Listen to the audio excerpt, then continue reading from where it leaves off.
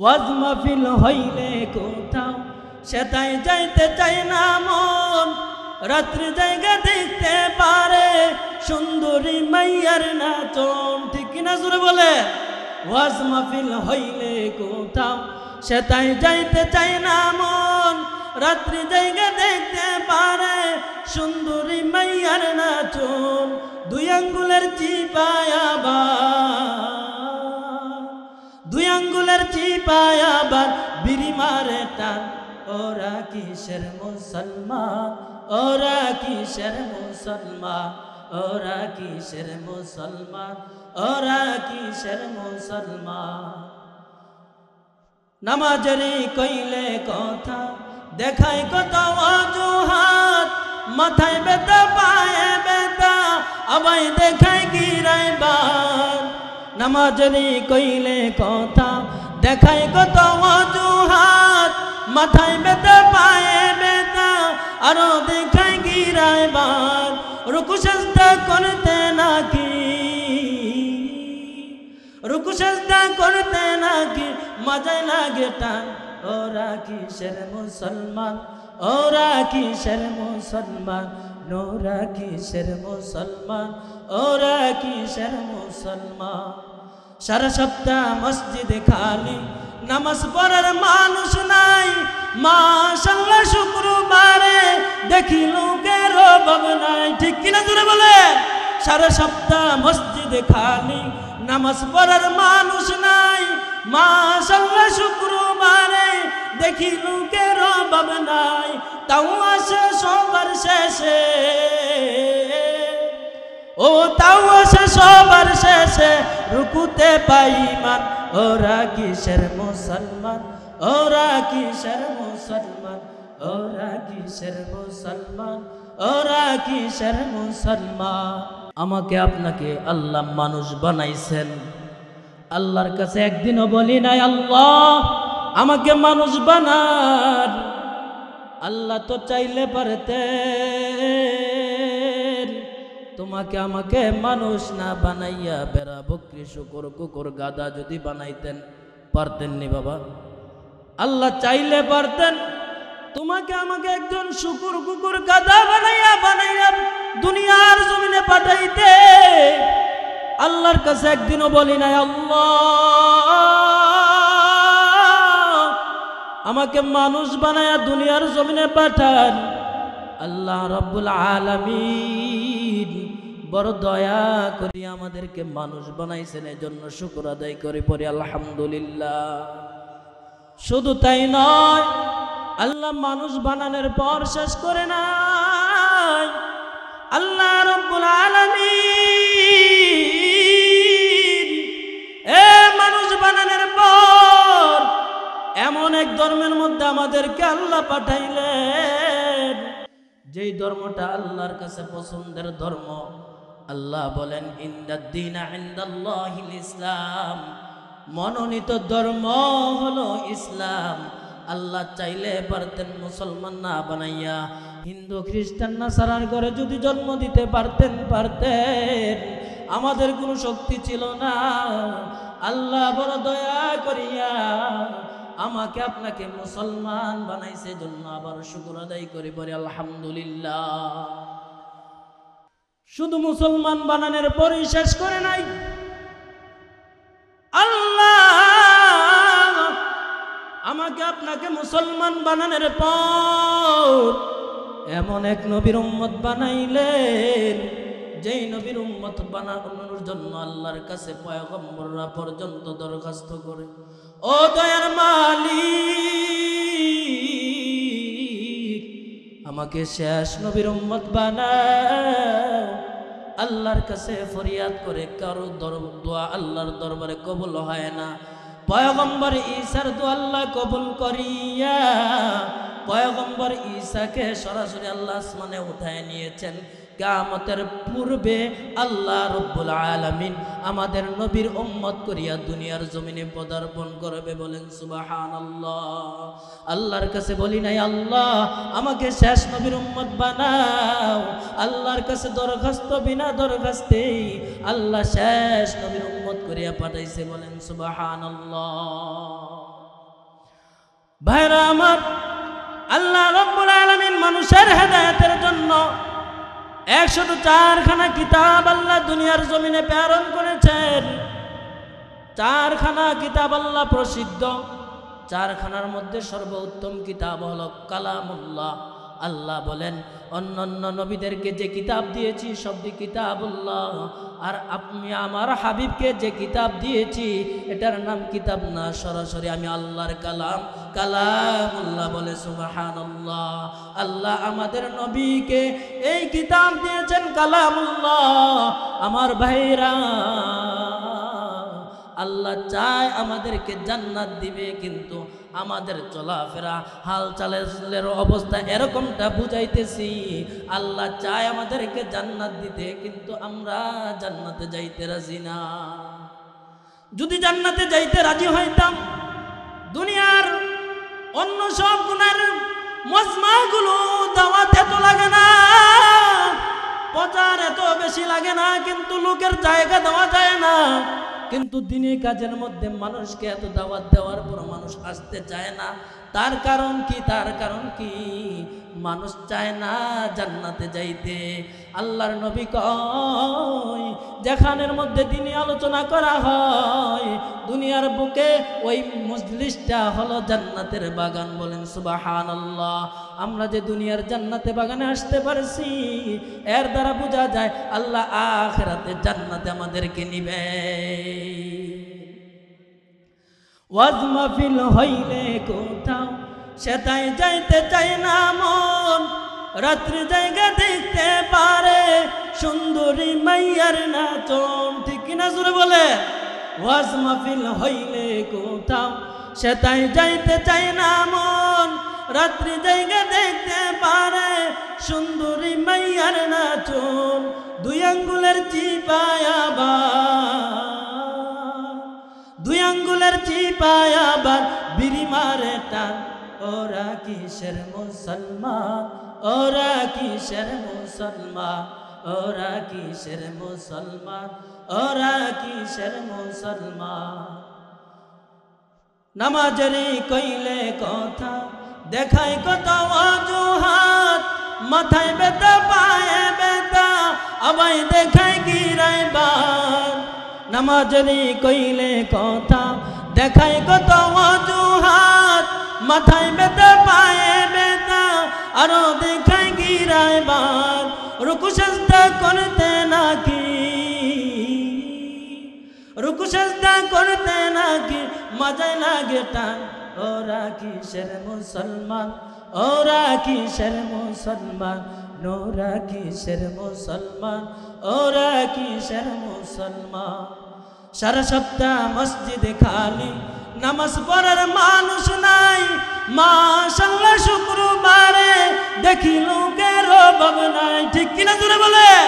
সারা সপ্তাহ মসজিদে খালি, নামাজ পড়ার মানুষ নাই। মাশাআল্লাহ শুক্রবারে দেখি লোকের অভাব নাই। তাও আসে সবার শেষে, ও তাও আসে সবার শেষে রুকুতে পাই মান। ওরা কিসের মুসলমান, ওরা কিসের মুসলমান, ওরা কিসের মুসলমান, ওরা কিসের মুসলমান।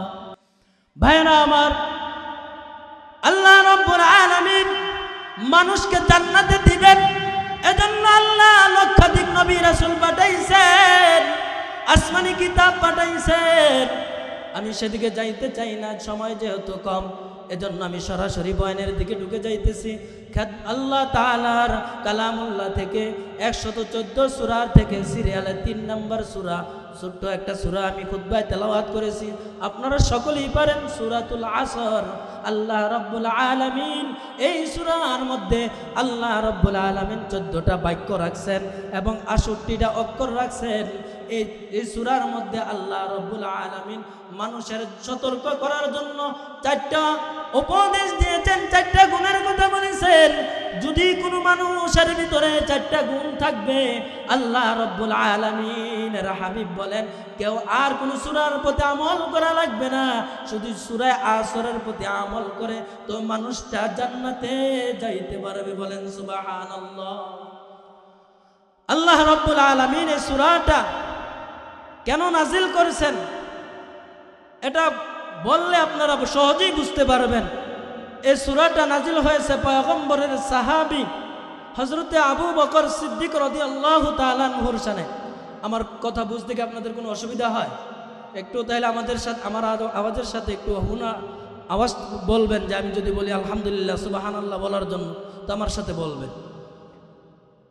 আল্লাহর নবীর সাহাবী হযরত আবু বকর রাদিয়াল্লাহু তাআলা আনহুর শানে সূরা আসরটা নাজিল হয়।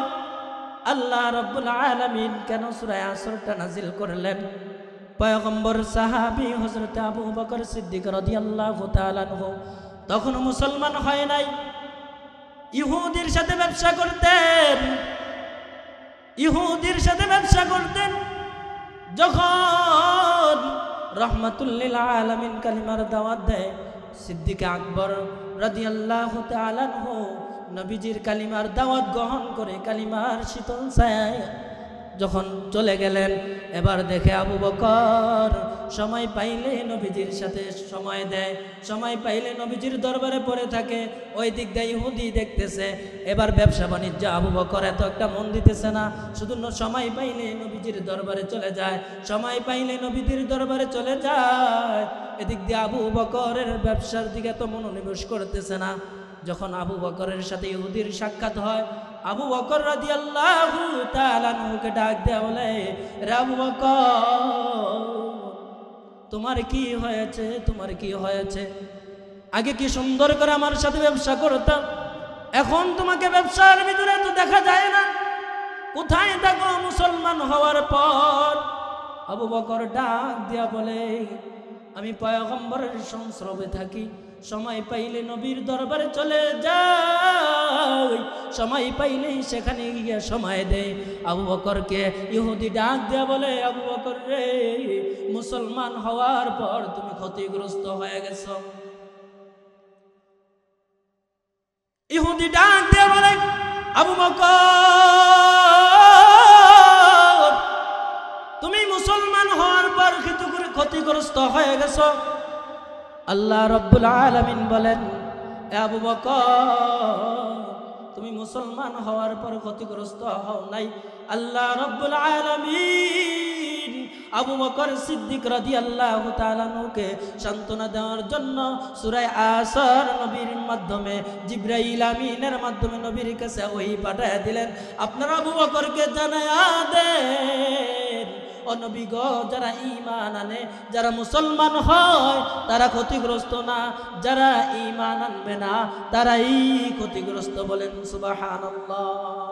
এজন্য আমার ভাইয়েরা, হযরত সিদ্দিক আকবর রাদিয়াল্লাহু তাআলা আনহুর শানে এই সূরাটা নাজিল হয়েছে। ইহুদি বলেছে, মুসলমান হওয়ার কারণে তুমি ক্ষতিগ্রস্ত হয়ে গেছো।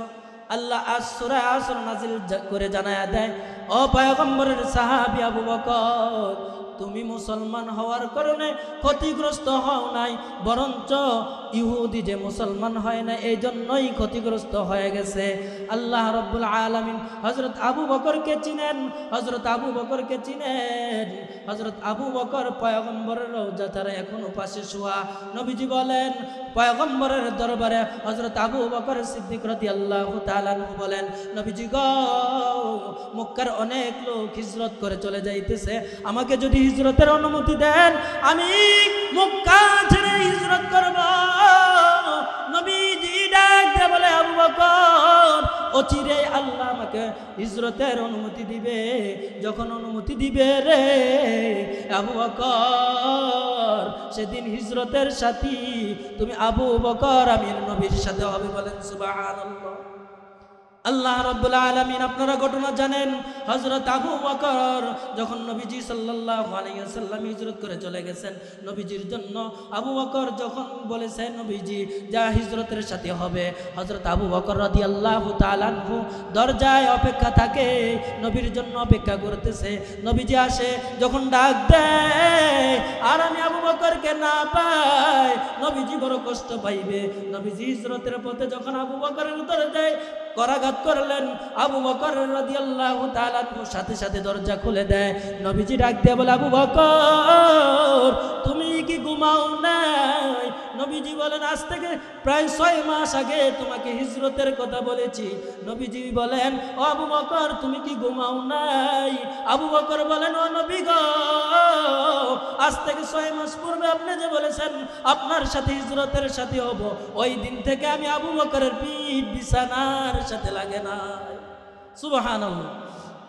নবী বলেন আমার আবু বকর হেরা গুহার এক রাত্রের আমল গোটা পৃথিবীর সমস্ত উম্মতের আমল যদি এক পাল্লায় দেওয়া হয়, আমার আবু বকরের আমলের পাল্লা এক রাত্রের আমলের পাল্লা ভারী হয়ে যাবে। বলেন সুবহানাল্লাহ। আমি সেই দিকে যাইতে চাই না। আবু বকর একজন বুজুর্গ, একজন জবরদস্ত সাহাবী ছিলেন, যেই আবু বকরের প্রতি খুশি হইয়া মেরাজের ঘটনাকে নবীজির না দেখা, নবীজির কান থেকে না শুননা, নবীজির মুখ থেকে শুনে নাই, তারপরও আবু বকর বলেন আল্লাহর নবী যদি বলে থাকে কথার মধ্যে কোনো সন্দেহ নাই, নবীজির যদি এটা বলে থাকে আমি বিশ্বাস করে নিলাম, আমি এটাই মেনে নিলাম। আল্লাহর নবী ঘটনা শুনে হযরত আবু বকরকে বলেন আজ থেকে তোমার নামের শেষে লাগাই দাও সিদ্দিক। নবীজি সাল্লাল্লাহু আলাইহি ওয়াসাল্লাম হযরত আবু বকর সিদ্দিক রাদিয়াল্লাহু তাআলা আনহুকে উপাধি দিয়েছেন সিদ্দিক আকবর। আল্লাহ রাব্বুল আলামিন সিদ্দিক আকবরকে আল্লাহর রাব্বুল আলামিন সান্ত্বনা দিয়ে সূরা আসর নাযিল করেন। আল্লাহ রাব্বুল আলামিন বলেন ওয়াল আসর, কালের কসম। কাল সাধারণত আমরা যা জানি কাল 3 প্রকার। কাল কয় প্রকার? একটা হলো অতীতকাল, বর্তমানকাল, ভবিষ্যৎকাল। অতীতকাল, বর্তমানকাল, ভবিষ্যৎকাল। আল্লাহ রাব্বুল আলামিন সূরা আসরের শুরুতে সময়ের কসম খেয়েছেন, কালের কসম খেয়েছেন। কেন? আল্লাহ রাব্বুল আলামিন সূরা আসরটা নাজিল করেছেন মানুষকে সতর্ক করার জন্য। কিসের জন্য? মানুষকে সতর্ক করার জন্য। আল্লাহ রাব্বুল আলামিন মানুষকে সতর্ক করার জন্য কেন প্রথমেই সময়ের কসম খেয়েছেন? আল্লাহ তাআলা বলেন ওয়াল আসর, কালের কসম। কাল অতীতকাল, বর্তমানকাল, ভবিষ্যৎকাল।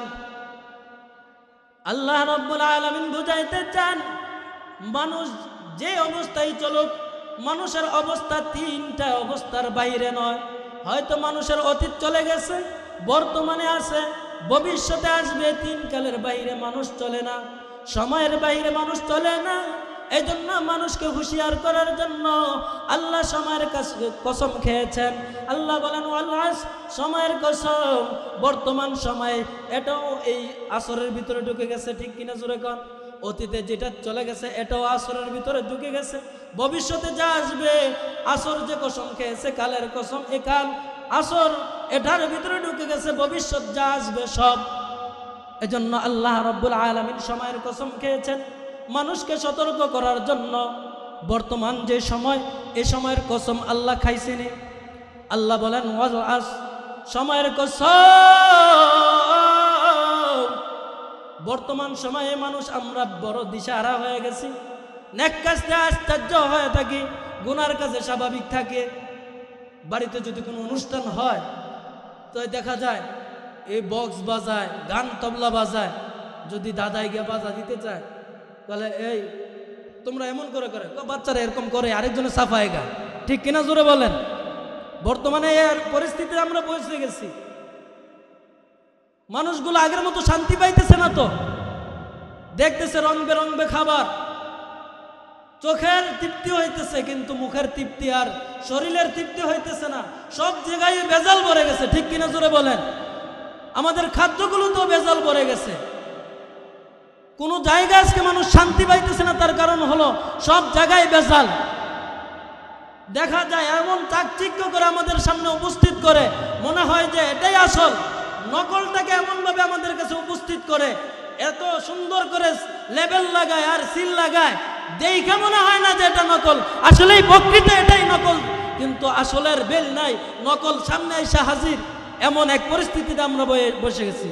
লাল্লির সাদা বেগুনি রং বেরঙের সিলমারা, লাল্লির সাদা বেগুনি রং বেরঙের সিলমারা, বেজাল কোনটাতে আছে যাই না সহজে ধরা, বেজাল কোনটাতে আছে যাই না সহজে ধরা।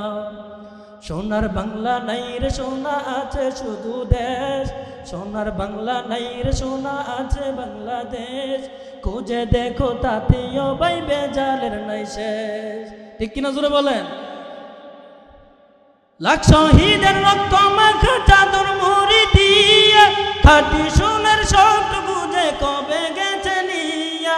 লাখ শহীদের রক্ত মাখা চাদর মুড়ি দিয়া খাঁটি সোনার শর্ত বুঝে কবে গেছে নিয়া। তোমার আমার লাগি মোহা, তোমার আমার লাগি মোহা দরদি সাজে যারা বেজান কোনটাতে আছে যাই না সহজে ধরা। বেজান কোনটাতে আছে যাই না সহজে ধরা। মুসুরির ডাল সোয়াবিন তেল সাদা সাদা মুড়ি খাইলে পরে মিয়া বাই তোর নষ্ট হবে বুড়ি। মুসুরির ডাল সোয়াবিন তেল সাদা সাদা মুড়ি খাইলে পরে মিয়া বাই তোর নষ্ট হবে বুড়ি। খাঁটি মধুর কথা ওদের মুখে মুখে শুনি, আসলে নাই খাঁটি মধু মিশে তাতে চিনি। ঠিক কিনা জোরে বলে? খাঁটি মধুর কথা ওদের মুখে মুখে শুনি, আসলে নাই খাঁটি মধু মিশে তাতে চিনি। ইউরিয়া সারে মুড়ি বাজে, ইউরিয়ার সারে মুড়ি বাজে সবিনে ওয়াল্লিং বরা। বেজান কোনটাতে আছে যাই না সহজে ধরা। বেজান কোনটাতে আছে যাই না সহজে ধরা। যখন ওটের পেটের বিষটা হাইরে আল্লাহর দিস, ক্ষমা চাই প্রভুর তরে মুখে বলে ইস। ঠিক কিনা জোরে কর? আচার খাইছে বেতা পাইতেছে ইস, মুখে ইস বলে। বলা দরকার ছিল কি ইন্না লিল্লাহ। যখন উঠে পেটের বিষটা হাইরে আল্লাহর দিস, ক্ষমা চাই প্রভুর তরে মুখে বিষ বলে ইস। ক্ষমা চাই প্রভুর তরে মুখে বলে ইস। 14 রকম আচার ব্যবহার করিয়া চলে রে, এমন সময় তো আল্লাহকে যায় বলে রে। ঠিক কিনা জোরে বলে? এমন অবস্থাতে আমরা চলে গেছি, মানুষ আচার খাইলেও আল্লাহর নামটা স্মরণ হয় না। মাগো ও মাগো এমন করে বলে। যখন উঠে পেটের বিষটা হাইরে আল্লাহর দিস, ক্ষমা চাই বাবুর দরে মুখে বলে ইস। সদ্য বেশে মসজিদেতে ঘোরা ফেরা করে, সুযোগ পেলে মুসল্লিদের জুতা চুরি করে। ঠিক কিনা জোরে কর? সদ্য বেশে মসজিদেতে ঘোরা ফেরা করে, সুযোগ পাইলে মুসল্লিদের জুতা চুরি করে। রাখতে হবে ওদের তরে, রাখতে হবে ওদের তরে সবসময় নজর করা। বেজান কোনটাতে আছে যাই না সহজে ধরা। বেজান কোনটাতে আছে যাই না সহজে ধরা। আধুনিকা মেয়েরা সব চুলগুলোকে কেটে রাস্তাঘাটে চলে এ পুরুষের মতো হেঁটে। আসেনি? পিছন দিয়ে দেখলে মনে হয় না যে এটা পুরুষ না মহিলা। চুলগুলারা একবারে পুরুষের মতো সাইজ করে রাখে।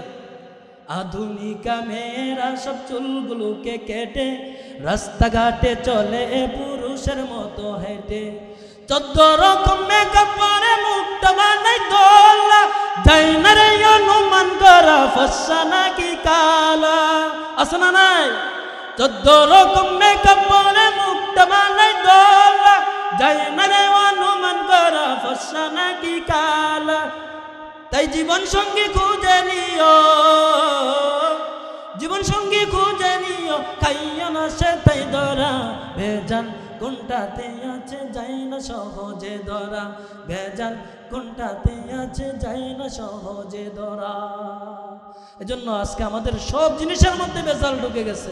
আল্লাহ রাব্বুল আলামিন বলেন সময়ের কসম, সময়ের কসম, আল্লাহ সময়ের কসম, ইন্নাল ইনসানা লাফি খুসর, নিশ্চয়ই সমস্ত মানুষ ক্ষতিগ্রস্ত। আল্লাহ তাআলা বলেন সমস্ত মানুষ ক্ষতিগ্রস্ত। তবে কারা ক্ষতিগ্রস্ত না? আল্লাহ তাআলা পর আয়াতের মধ্যে বলতেছেন। সময় যেহেতু কম এজন্য আমি সরাসরি আয়াতের ভিতরে ঢুকে যাইতেছি।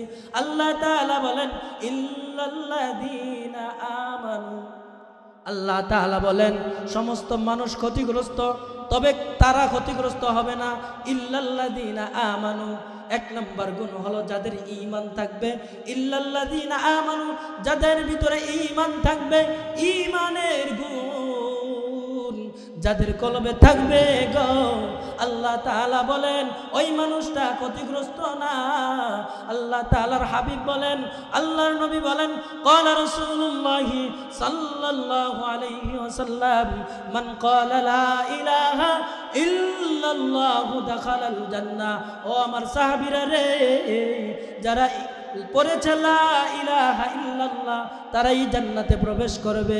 লা ইলাহা ইল্লাল্লাহ, আল্লাহ তাআলার উপর ঈমান আনছে, যারা আল্লাহর উপর ঈমান আনছে, আমি নবীর উপর ঈমান আনছে, তারা জান্নাতে প্রবেশ করবে। আল্লাহ রাব্বুল আলামিনের হাবিব বলেন, যারা ঈমান আনছে তারা ঘোষিত হয়ে গেছে, তারা ঈমানের কারণে জান্নাতে যাবে।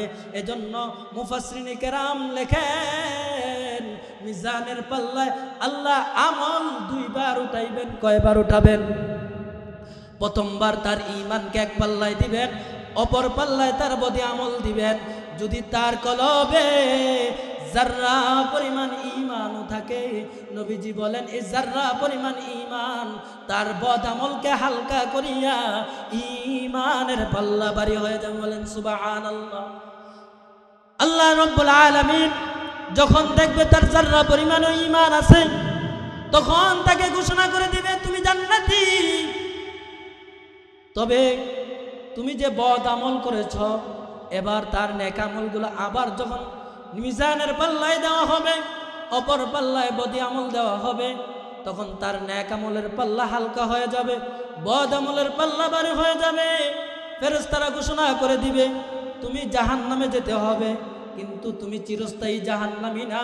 তোমার কলবে যেহেতু যাররা পরিমাণ ঈমান আছে, এই ঈমান তোমাকে একবার না একবার আল্লাহর তৈরি জান্নাতের মেহমান বানায় দিবেন।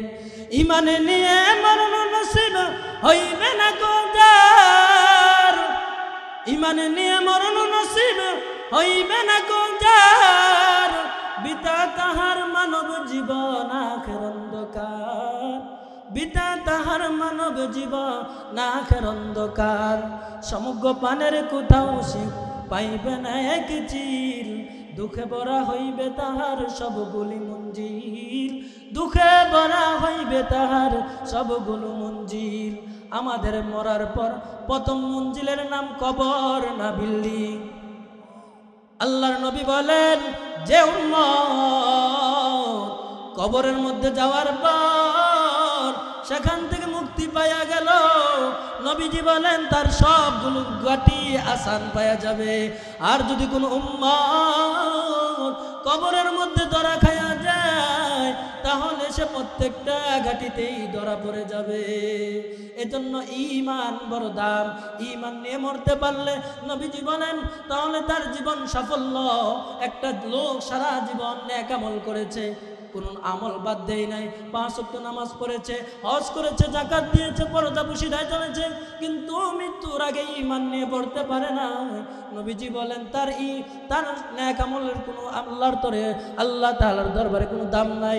যদি বান্দাটা সারা জীবন বদ আমল করেছে, ঈমান হারা অবস্থায়ও ছিল, কিন্তু মৃত্যুর পূর্বে যদি কালিমা নিয়ে মরতে পারে,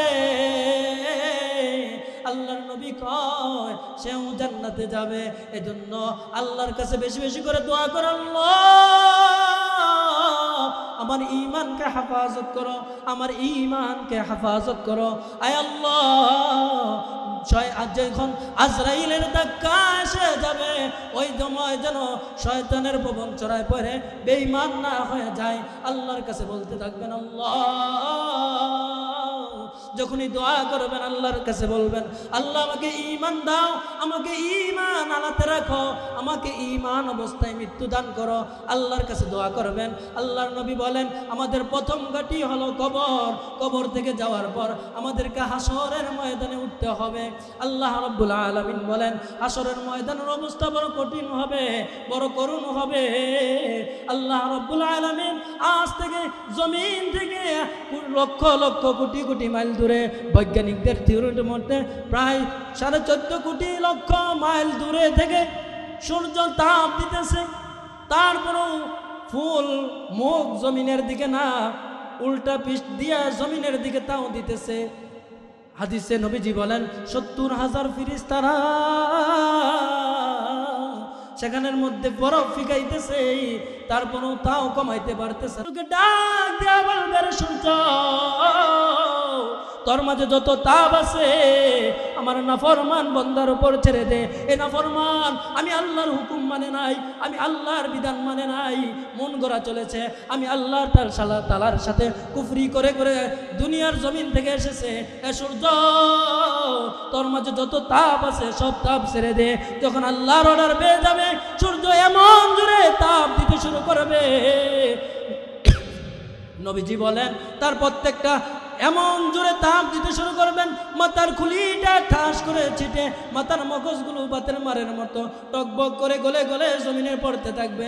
নবীজি বলেন যার যেমন গুনাহ হবে, এই পুঁজ কার পাতা পর্যন্ত, কারো হাঁটু পর্যন্ত, কারো কোমর পর্যন্ত, কারো বুক পর্যন্ত, কারো নাক পর্যন্ত, কেউ এই গামের দরিয়ার মধ্যে মানুষ সাঁতার কাটতে থাকবে। ওই যে রবি আজকে যাহা উড়ছে অনেকে দূরে, ওই যে রবি আজকে যাহা উড়ছে অনেক দূরে, হাসর মাঠে বুঝবে তাহা ওর দোহাত কাছে।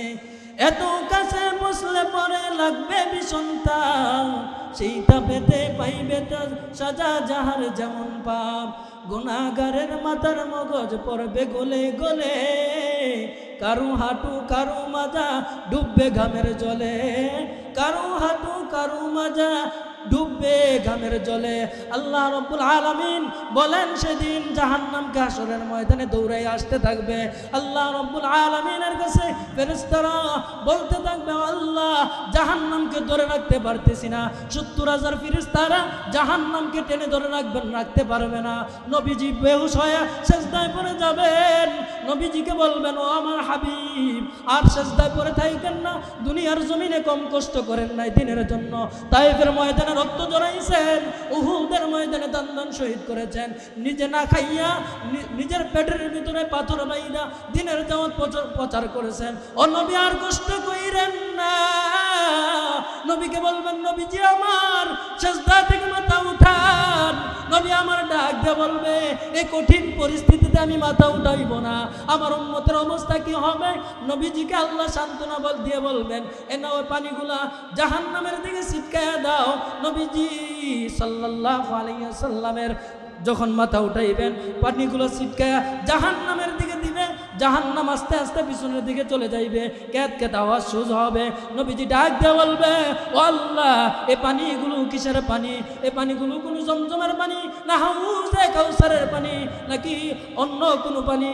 আল্লাহ রাব্বুল আলামিন ডাক দিয়ে বলবে, আর কোনো পানি না, আপনার গুনাহগার উম্মত জাহান্নামের ভয়ে, আমি আল্লাহর ভয়ে, কবরের ভয়ে, হাসরের ভয়ে, জাহান্নামের ভয়ে, মহাযাবের ভয়ে চোখের পানি ছেড়ে দিয়েছে।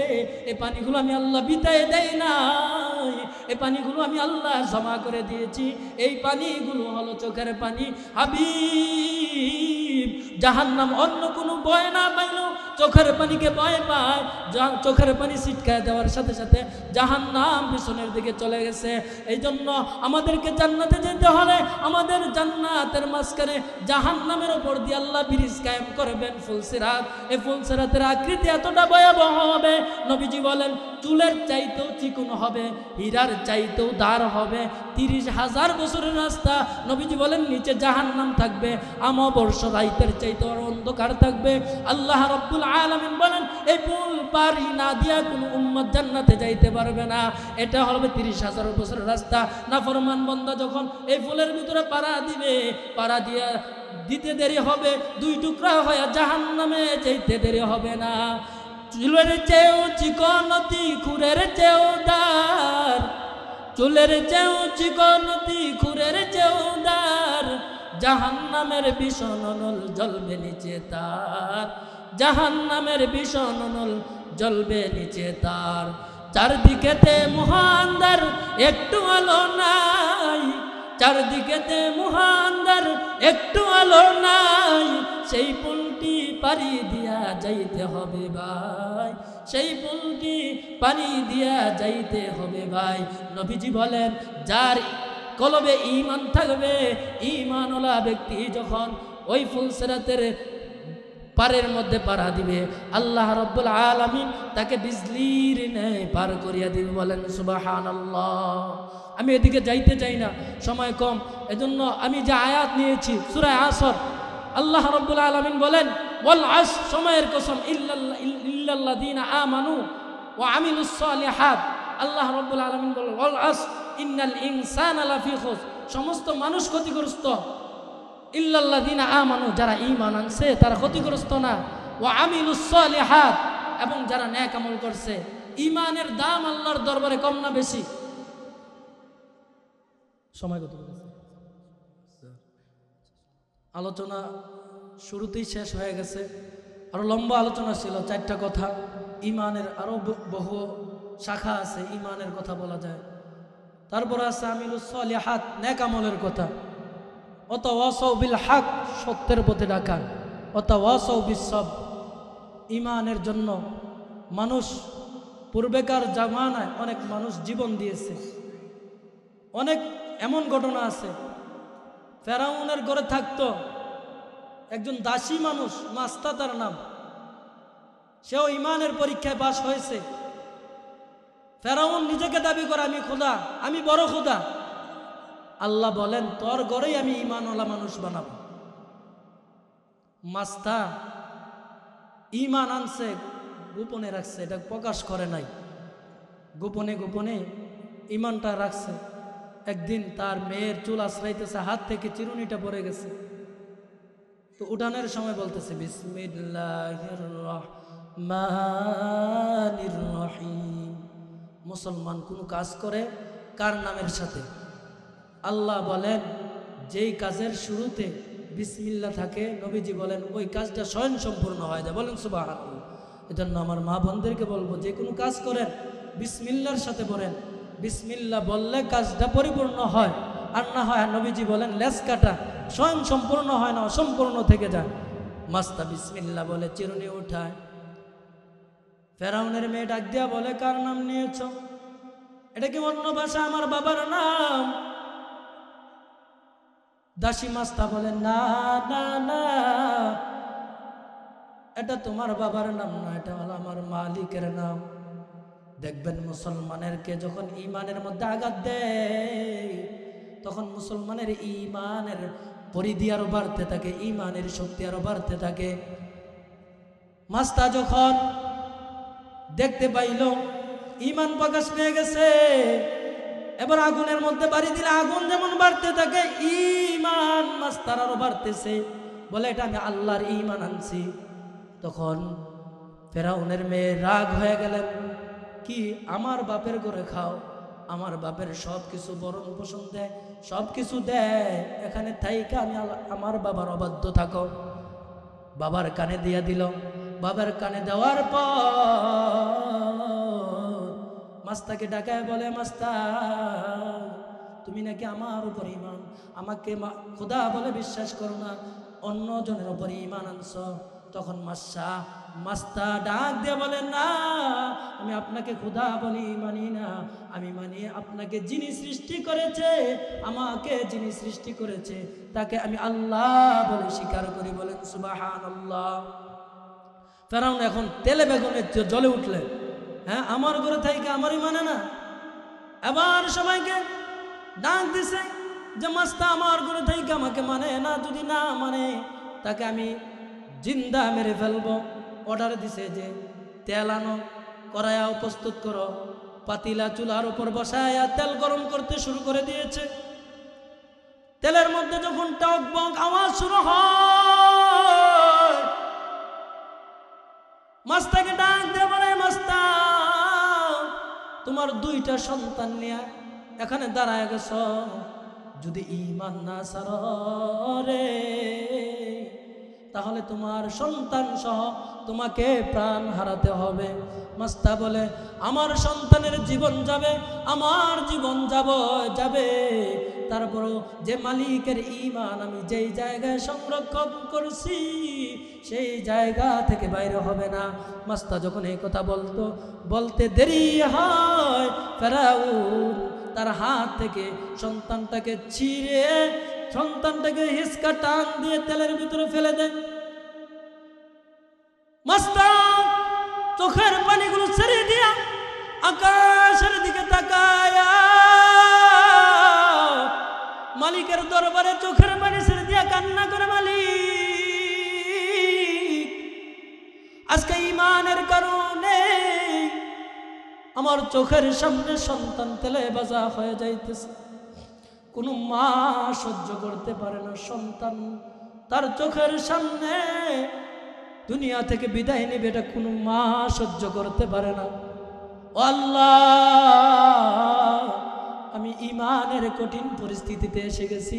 আল্লাহ তোমার কাছে সাহায্য চাই, আমার ঈমানকে আপনি হেফাজত করেন। যখন মাস্টার চোখের পানি দেখলো, ফেরাউন মনে করতেছে মাস্টার বুঝে এখন মনটা গলছে, মাস্টার বুঝে এবার ঈমান ছেড়ে দিবে, মাস্টার বুঝে আমাকে খোদা বলে মানবে। এবার মাস্টারকে ডাক দিয়ে বলে, আরে মাস্টার, বুঝতে পারতেছি তুমি কেন কান্না করতেছো, সন্তান চোখের সামনে বিদায় হয়ে গেছে, এই মায়ায় তুমি কান্না করতেছো।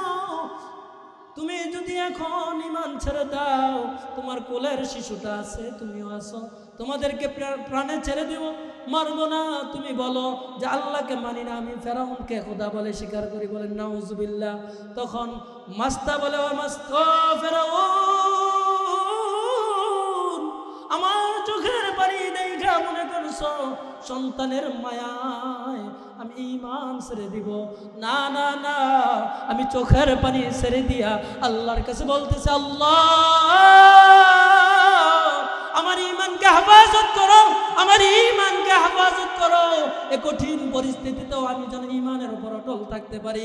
এই কথাটা শুই না কারণ রাগ হইয়া কোলের বাচ্চাটাকে টান দিয়া তেলের গরমের ভিতরে ছেড়ে দেয়। তেলের মধ্যে ছেড়ে দেওয়ার সাথে সাথে ছোট্ট বাচ্চাটা তেলের ভিতরে পইরা হাড্ডিগুলো আলাদা হয়ে যায়, সাথে সাথে বাজা হয়ে উপরে বাসতে শুরু করে। মাস্তা আরো অটল কান্না শুরু করে দিয়েছে। মাস্তার স্থির থাকতে পারে নাই। মাস্তাকে ডাক দেয়া বলে, আরে মাস্তা, এখন তোমাকে ওই আগুনের মধ্যে ফালানো হয় নাই, তেলের ভিতরে ফালানো হয় নাই, তুমি যদি এখন ঈমান ছেড়ে দাও তোমাকে রেখে দিব, আর যদি ঈমান না ছাড়ো তোমাকেও এখানে মৃত্যুবরণ করতে হবে। মাস্তা বলে, আমার ঈমান যাবে জান, আমার ঈমান থাকবে, জান যাবে জান যান, আমার সন্তান গিয়েছে যাক, আমার সন্তান যাইলে কোনো বা আমার কোনো ব্যথা নাই, আমি চলে গেলেও আমার কোনো ব্যথা নাই যদি আমার ঈমান থাকে।